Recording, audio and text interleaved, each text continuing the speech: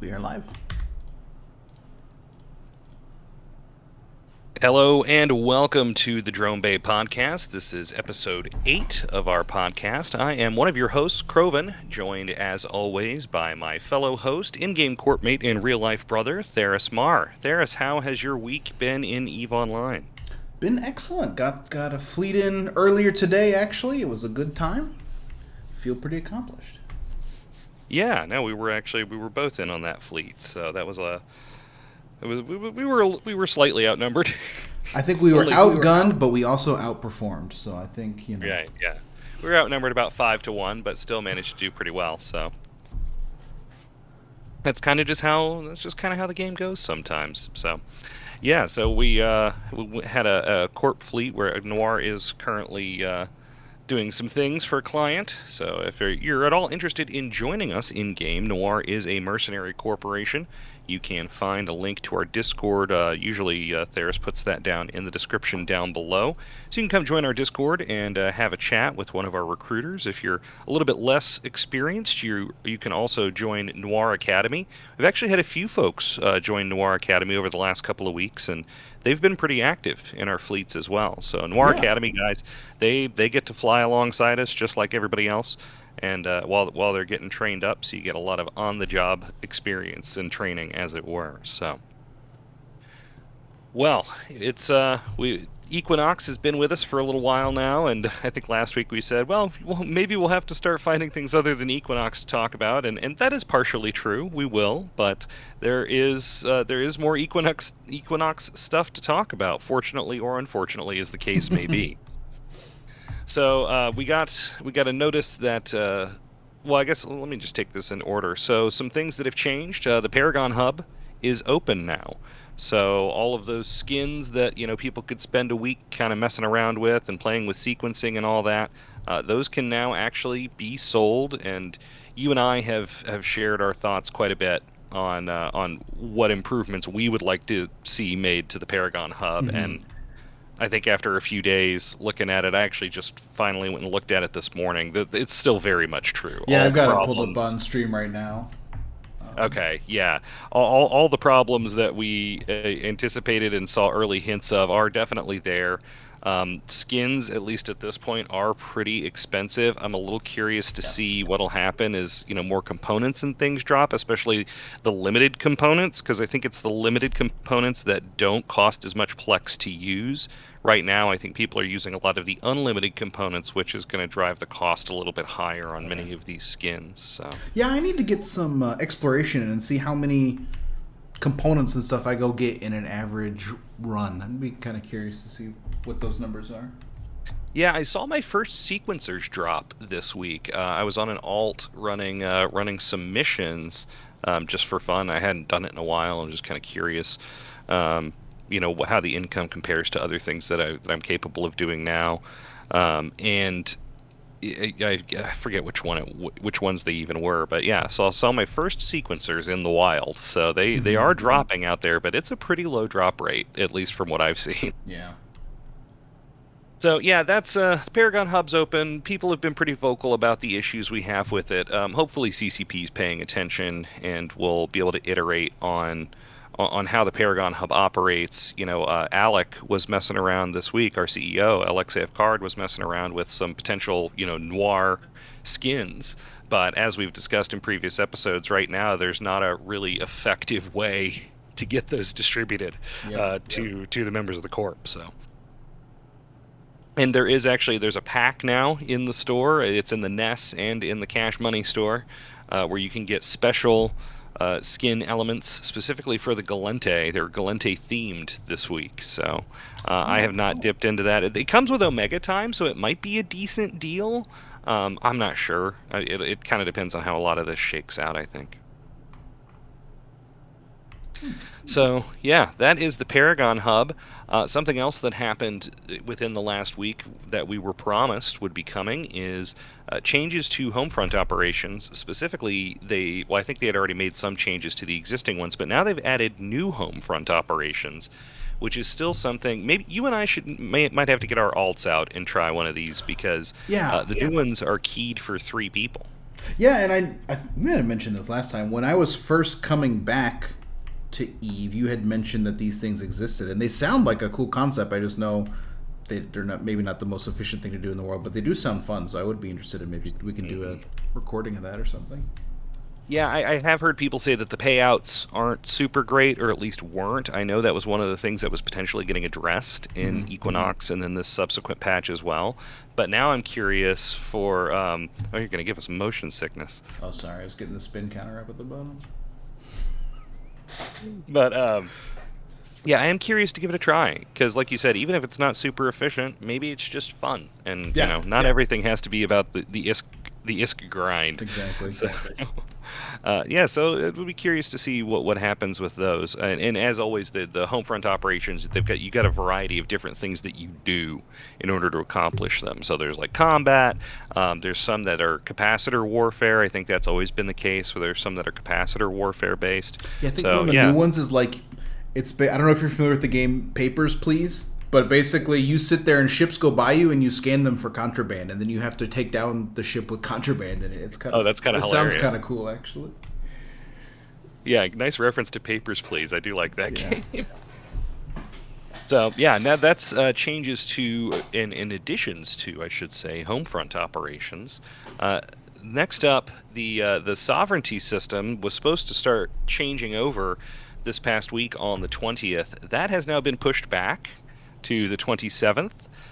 People were not happy, especially a lot of the big Null Sec folks were not happy about the way that things were being implemented. And most of the complaints that I saw centered on the discussion of the availability of power in various solar systems and how power, that's literally what you need in order to run your stuff. So, if people were used to having Ansiblexes everywhere and all the different system upgrades and all that stuff, that's just not a thing under the new system. And the fact that CCP's delaying it seems to think that maybe they realized they undertuned it a little bit. So I'll be curious to see. But related to that, there's going to be a patch coming to that. Well, and I don't think we've seen the details yet as of recording on Sunday the 23rd. But yeah, should expect to see some patch notes soon to see what exactly it is that they're going to do to try to appease the big whiny null blocks.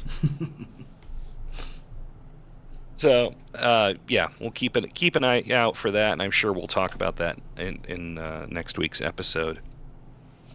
Next up, we did get an announcement that I am very excited for. I don't know what, if any, level of participation I'll have in this time around, but Alliance Tournament 20 has been announced. Yeah. So, yeah, for those who might have missed, I think I talked about it mostly in the first episode, I have a long history with the EVE Online Alliance Tournament. I was flown out to Iceland for Alliance Tournaments 6 and 7, to be part of the expert, quote unquote. I was part of the commentary team for both of those tournaments, and have flown in a couple of others when I was still a member of Mercenary Coalition. And I've just, it's funny to me because the Alliance tournament was esports before esports. Exactly. Even like from a streaming standpoint, it was one of the first streamed events for video games like on the internet. I'm sure there's other things, but it was before Twitch, and it might even be before Justin TV existed. I don't remember exactly. I think it was before Justin. Yeah, I think so they had to make up their own. They had to come up with their own streaming platform for Eve TV. And it was quite the undertaking because I got to know, going out there those couple times, and I actually knew somebody who had gone from being. This was when you couldn't be a player, an out player, and dev at the same time. So I knew somebody who basically went from being a player, and to had to change their character name or whatever, and became a dev and worked a lot on their video stuff. And he was talking to me about it, and it was quite the undertaking. But it's a great example, not just the tournament itself, but as you mentioned, kind of this proto streaming. It's a great example of what CCP and EVE Online can be at its best, because you have extremely high-end gameplay.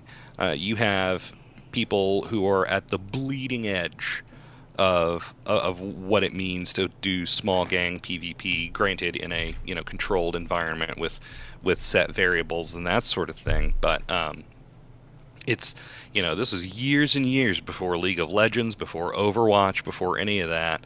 We had the EVE Alliance tournament, and I'm glad to see that it's still happening.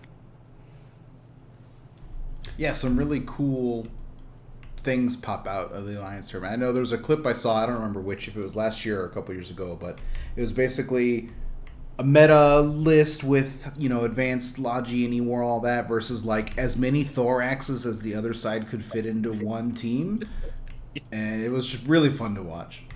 Yeah, no, team comps have always been, have always been a huge part of it too, because you have people who are the crazy spreadsheet theory crafters, and they tend to do well. But you also get people who just kind of meme their way through and are just that good that they can sneak through a lot of the early rounds sometimes. And it's I'm excited for it. They are as part of the announcement I read, they are going to have their call for casters that opens on the 28th. I'm not going to apply this time. I've been away for too long. I'm not as up on things as I think most people are. There's people who are going to be a lot better qualified than I am from a PvP knowledge standpoint. I'm still knocking quite a bit of rust off here. Yeah. So yeah, EVE Alliance Tournament 20 coming up, and I'm sure as that gets closer, we'll talk more about it, and maybe even get some guests on. That'd be fun. Yeah. So let's talk a little bit about the market. As we all know, the market is one of the things that defines EVE as what it is. Everything is player driven with very few exceptions, and the market has been going a little haywire since Equinox. And a big part of that, as I told you earlier, I am now the proud owner of both a Torrent and a Deluge. My hauler alt finished Upwell Haulers 5. I resisted the urge to buy her skill injectors because earlier in the week, the Torrent cost about 500, 600 million ISK, and now it's down closer to, I think it's like 320 or 330. I picked one up on a buy order, and so yeah, I've got both of them now, and I'm pretty excited to give them a shot.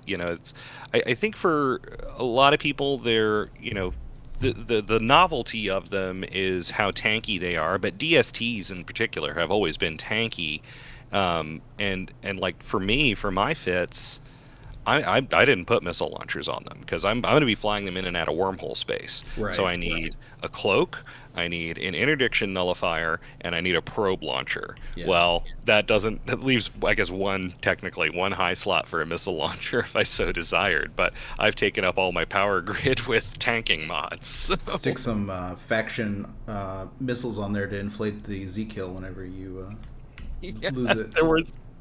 I don't think we talked about that last week. There were some wild kills that showed up on Z-Kill when the Mordu's auto-targeting missiles first showed up, and the Z-Kill and didn't know what to do with the value of them because they were just launched, and so I'm sure people ran and put them on the G to market for insane values. And then somebody got blown up in Udama, I think, carrying some. And that was quite the spicy kill mail for something that in reality wasn't super valuable because it was a squall. And even on like day 1 or day 2, squalls had gotten down under 100 million. Now they're hovering, I think they're around 24 million, and that price will just go down as people get their BPOs out of research. So, which I have a few squall BPOs in the research cooker right now. I think those could turn me a tidy profit in a month or two when they're done. Yeah. So yeah, the new hauler market has been interesting to watch. The one that's been really wild, and I watched Oz's. I didn't watch his full stream, but I did watch the Oz report yesterday, and he commented on something that I had definitely been noticing, and it's affected some of my plans going forward, and that is the market. Everything to do with skill farming, the market has gone bonkers. And there's a lot of reasons for that. So there was a Plex sale, and then that was immediately followed, like a day or two later, with an Omega sale in the New Eden store. Mm-hmm. So when the Plex sale dropped, Plex prices dropped in game. The Omega sale hit, Plex prices went right back up to about where they'd been. They were sitting around 5.3 million last time I looked, whereas they dropped down to like 4.7, 4.8, which is a decent place to buy in the current market to hedge against inflation, and if you just want to buy stuff with Plex. Yeah. So yeah, that market's shifted all over the place. The skill extractor market is wild. I've basically put a pause. I've got all my skill farm tunes training still, but I've sold off every skill extractor, almost every skill extractor I have, because the price went, in the course of a week, the price went from about 500 million to about 575 million. Oh, wow. So even if you bought them on sell orders, Mm-hmm. which you should never do, but even if you had, you could turn around and sell them for a profit by the end. Yeah. And it might have kept going up, but I made a tidy couple billion off that. So and it simultaneously, the price of skill injectors, large skill injectors, if you're looking to buy some, now is not a bad time, because I picked some up. I picked a couple up on buy orders for the mission alt I'm training, the PvE alt, for 850, which is about 5% below their rolling 30 average. So if you're buying skills, now's a good time. If you're selling, maybe do what I'm doing, hold off for a little while, just because hang the out. margin is tiny, unless you bought your skill extractors during the last skill extractor sale when they were like 400 million. Mm-hmm. Mm-hmm. And those people are making a lot of money right now. So, but yeah, I think there's a few different things that have gone into that. The 7 days free Omega, I think that was a big deal. I think a lot of people were able to reactivate accounts and extract off tunes that they never use anymore. But it's like, hey, I can make a couple $100 million for 2 minutes of work, basically. So I think that's largely what's pushed the supply of injectors and the demand of extractors. Okay. Yeah. So just a lot of things happening all at once that all impact skill points. Precisely. Yeah. But I think the biggest driver is probably the free Omega. Yeah. And I think Oz mentioned that as well. So. Yeah, and so the free Omega, they're saying it's for Equinox, but they also are mentioning it as a Vanguard promotion as well. So I wonder if we're going to see more free Omega weekends on Vanguard launch windows. Yeah, that's possible. That's very possible. And speaking of, I'm downloading Vanguard right now, and our next segment here was going to be our stuff we liked, and yours has specifically to do with Vanguard. Yeah, so I checked out the dev stream for the new Vanguard test cycle, and they're doing a lot of great stuff. So they're adding a reason to kind of play multiple times in a row. So you extract with things called chipsets. And so what those do is they allow you to modify your weapon in different ways and add a scope to your weapon and do that. So you have to go find those, perform tasks on the map, and then either bank them and get out or just get out with them on your person. So I was really itching for a reason to continue the gameplay loop last time I tested it. It's still a little sparse on that type of stuff, but it's good to see that they're adding those kind of features in. They did also add gun skins for the one gun in the game. I thought that was kind of funny when Skinner came out and they said, we also have a gun skins before we have a second gun. But yeah, it's looking like they're moving in the right direction at least. So I don't know what the overall time frame for Vanguard is. I don't know that they know or want to say when they think 1.0 will be, but I'm happy to keep testing it as they keep making changes. And the new map looks neat, much more interesting than the gray spaceship graveyard than it was last time. You're on like a jungle archipelago. I don't know how you say that word. Archipelago. Yeah, archipelago. There you go. Which seems neat. So I'm definitely going to give it a shot here sometime this week. Yeah, I probably will as well. And when we heard, I think it was during the Equinox discussion, actually, when they were doing the Equinox live stream, they were talking a little bit about Vanguard and how this current iteration is a big step from the last one, and you've alluded to a little bit of that as well. New map, all that sort of stuff. So it sounds like they're really making some big jumps forward in these builds that they're making available publicly. Yeah. All right. My thing of the week is actually, it's not content, believe it or not. It is a thing to make content with, which makes me very happy. I haven't tried it out, but I've looked at it, I've installed it, and I've talked to people who have used it and say that it can actually be very helpful. So if you've never tried to make content for EVE Online, especially gameplay content, PvP content most specifically, it's tough because one of a few things is likely to happen. One, you will forget to start OBS to record with. Two, you will go to start OBS and then something will happen and you will die or miss a fight. Three, you remember to turn on OBS and fly around and nothing happens. So the OBS has had a replay function, a replay buffer function for a long time, and now there's something that's called the fight recorder for OBS that works specifically with EVE, and what it does is it reads your logs, and once you enter combat, it starts recording automatically, and it will use the replay buffer to whatever parameter you set the replay buffer to, and it will check those logs, and it will go back to the start of the fight. So you don't have to do anything once you've got this thing set up and running. Whenever you're in a fight, you're just off to the races. Now, probably turn it off if you're mission running. But I don't know. I haven't checked all the parameters out on it yet, but it's very promising for someone like me who, I'm not playing on the highest end rig in the world. I don't like tabbing back and forth in a potential combat situation. So I think it'll help me make some more combat content. So like today, when we were in that fleet op today, I thought about recording, but I was like, one, I'm potentially multi-boxing, and two, yeah, I just didn't.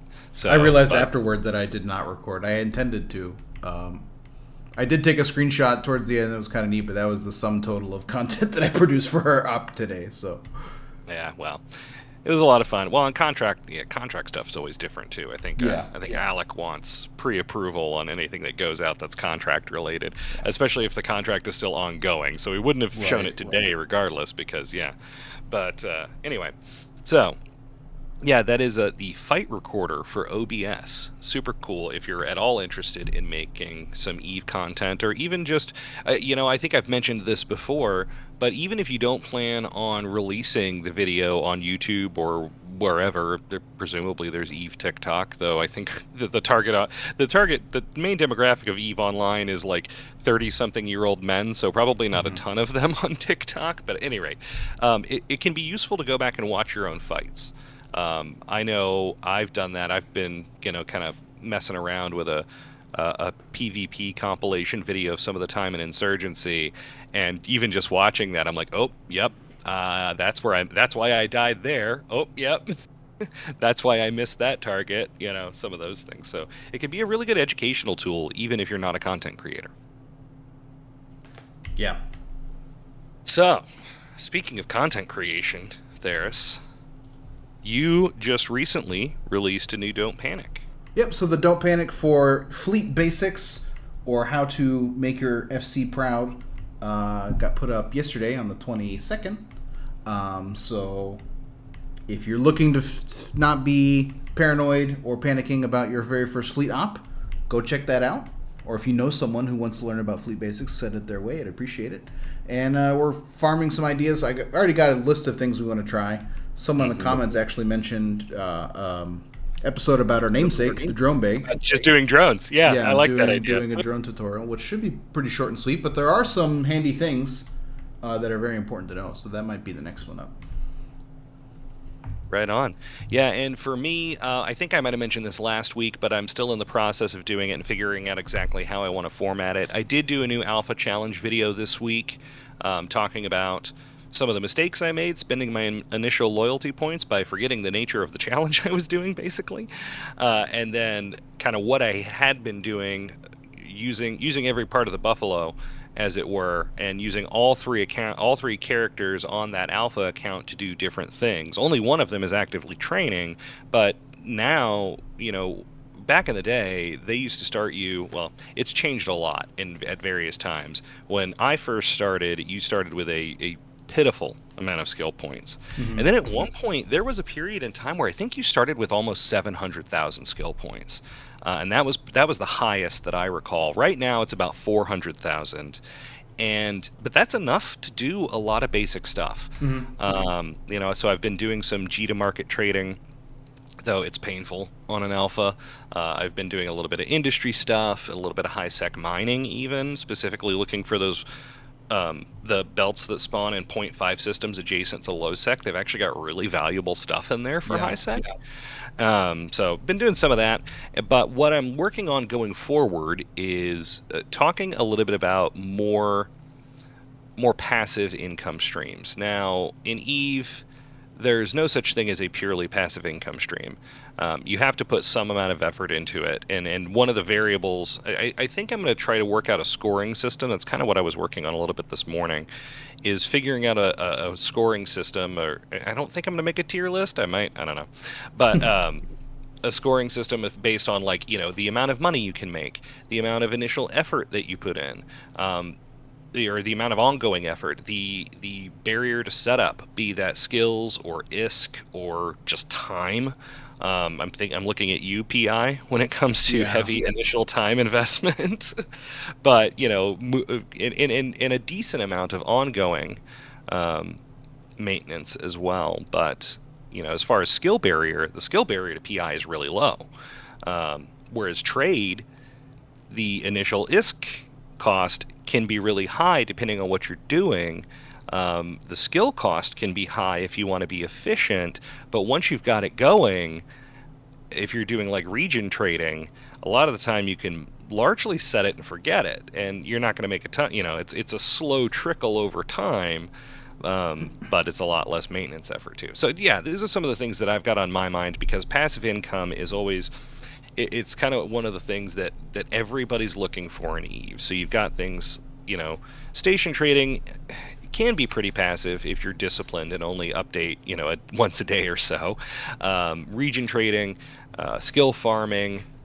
I'm not even going to deal with research agents, because the ISK return on I might mention them, but the ISK return is so pitiful on research agents that I don't think it's even worthwhile. So I didn't even know those existed, to be 100% honest. Oh yeah, no, that's how T2BPOs got in the game. Oh, okay, yeah. So the research agents still exist, and they still give you research points, but now, and they are extremely passive. Like, you just have to poke them every, couple weeks, I think, even.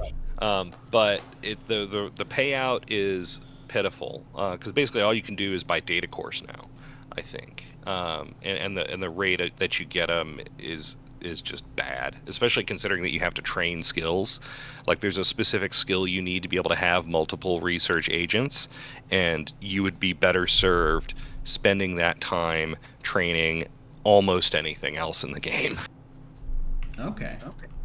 So yeah, so that's kind of where I'm at. If you've got your favorite passive or semi-passive method of getting them sweet iskies, you can drop a comment down below, and I'll take a look at those and maybe incorporate it into the video that I'm working on. And Tharus, I realized I neglected to add a thing of the week to our notes. I've got an idea. Do you have an idea for thing of the week? If you got one, go for it. I don't have one right now. All right, well, the thing of the week this week is something that I'm about to buy for one of my alts, and that is the Rattlesnake. I love the Rattlesnake. It is hands down, outside of Marauders, I think it is hands down the best PvE battleship, and maybe the best PvE ship for most content in EVE Online. So if you're not familiar with the way that the Garista's pirate ships work, they use a combination of missiles and drones. And in general, they launch typically 2 drones of whatever size is appropriate at the time. So the Worm and the Mamba, 2 light drones, the Gila, 2 medium drones, and yes, it is pronounced Gila, and the Rattlesnake, 2 heavy or sentry drones. And while they launch half as many drones, they get a massive bonus to those drones. both in terms of the damage that they can put out and in the terms of their hit points. So there you get very durable, very high damage drones in a platform of whatever size. Basically, I guess there's the alligator now too. Mm-hmm. So there's even a battle cruiser, and until recently, it's still a significant investment to get into a Rattlesnake. But with the change to the way that faction battleships, or faction ships in general, are going, the Rattlesnake price has been dropping a little bit. Not as much as the Gila, as we talked about before we came on. The Gila is now under 210, so maybe I should have done the Gila, because that's the cheapest I have ever seen a Gila, at least in my recollection. Y'all are interested in trying out any higher end Abyss, or want to in the future, now might be the time to grab a Gila while the prices are kind of tanking a bit. Or even low end Abyss, get a passive shield tank Gila, run it into gammas and stuff. Abyss prices on Abyssal stuff have been dropping quite a bit, but you do still always have the red loot, so you have some amount of guaranteed income no matter what the markets do. But anyway, Rattlesnake can't go into the Abyss. So here's what the Rattlesnake gets. You need the thing about pirate battleships and pirate ships in general, you need to train 2 different factions ships in order to fly them. And for the Guristas, that is Galente and Caldari. And so for Galente, you get per level of Galente battleship 10% bonus to kinetic and thermal missile damage. So they are somewhat damage locked, like a lot of Caldari ships are, but you do have at least 2 options instead of just kinetic, which is what a lot of the Caldari ships are locked to. And then for Caldari battleship, and this is one of the things that makes it so good at PvE, 4% bonus to all shield resistances per level of Caldari battleship. So the Rattlesnake is extremely tanky. You can get away with a lot of PvE. I mean, you can run just about every level 4 in a passive tank, I'm pretty sure. People run them in C4, C5 wormholes sometimes. They're fantastic. I love them. You can fit them with any of the battleship-sized weapons. I think the go-to for a lot of things is to go with cruise missiles and sentry drones, because the roll bonuses here are where it really shines. So 275% bonus to sentry drone and heavy drone damage and hit points. So you have half the drones, but almost 3 times the damage coming out of those drones. So you're at a big net positive there. 100% bonus to shield extender hit points. This is why they're such good passive tanks. Is shield, you get a lot more bang for your buck out of shield extenders. It also gets a 50% bonus to armor plate hit points. I don't know that I've ever seen a plated me either. Barista ship, but it's there if you want it, I suppose. And then, this was almost a meme. A 5% additional bonus to reinforced bulkhead hit points. So if you're man tanking your Rattlesnake, then you do get a little bit of bonus for that. So, and it's just a great all-around ship. Prices. Well, let's see. I've got a character in Jita. We can look at this right now.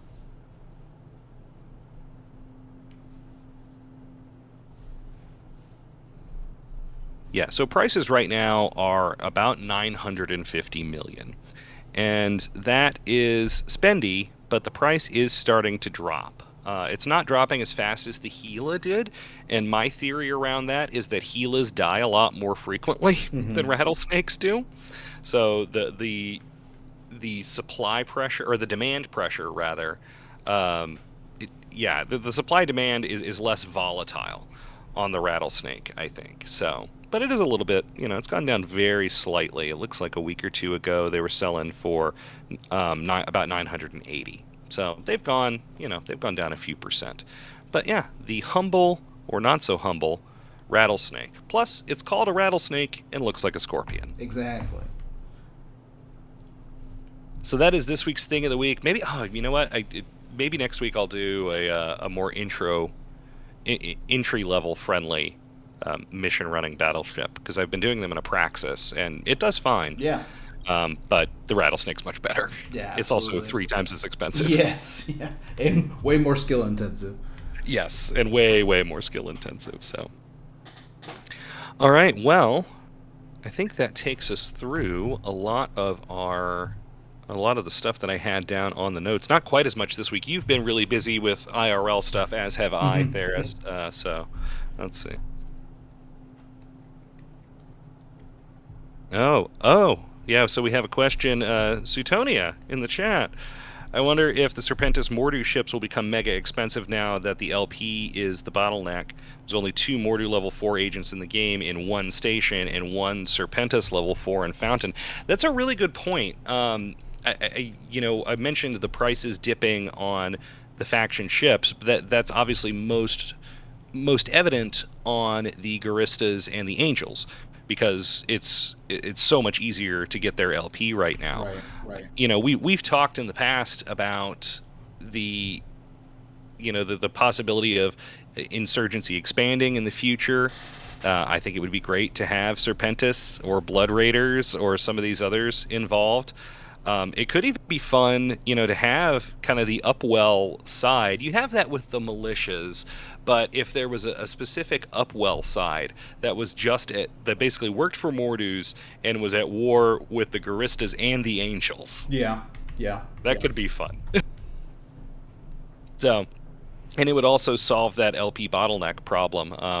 We saw how crazy the auto-targeting missiles were going for. And it's funny that, I'm glad somebody brought that up, because I briefly looked into, the idea of, okay, well, what does it take to really get established running missions for Mordu's Legion.